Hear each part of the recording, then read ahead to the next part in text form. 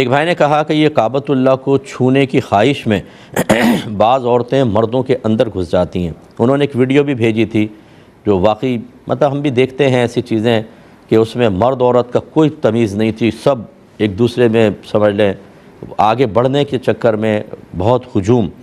تو اس طرح عورتوں کا مردوں کے بیچ میں گھس جانا شرعاً کیسا ہے؟ دیکھیں سخت ناجائز ہے، بالکل منع ہے،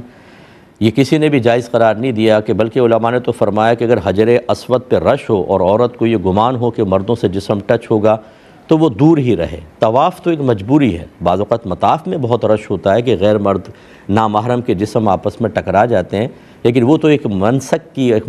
عبادت کی، ایک رکن کی ادائیگی مقصود ہوتی ہے، اس میں اجازت ہوگی کہ وہ اس کے بغیر ادا نہیں ہو سکتا، رش بہت زیادہ ہوتا ہے۔ ایسے جب آپ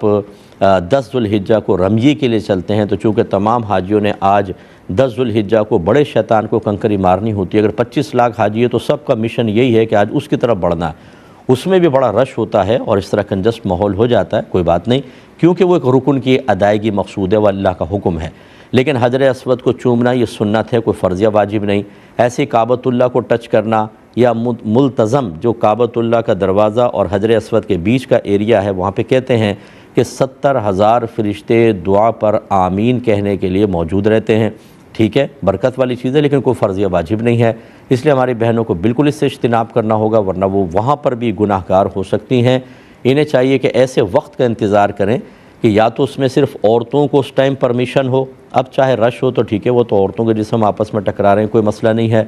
اور یا پھر ایسے وقت میں جائیں کہ جب رش بالکل کم ہو کوئی بھی وہاں پر نہ ہو، بہت ہی کم ہو، ایسے موقع پہ جائیں۔ لیکن اگر مردوں کے بیچ میں گھسیں گی تو گناہ گار ہوں گی، اس میں احتیاط کرنی ہوگی۔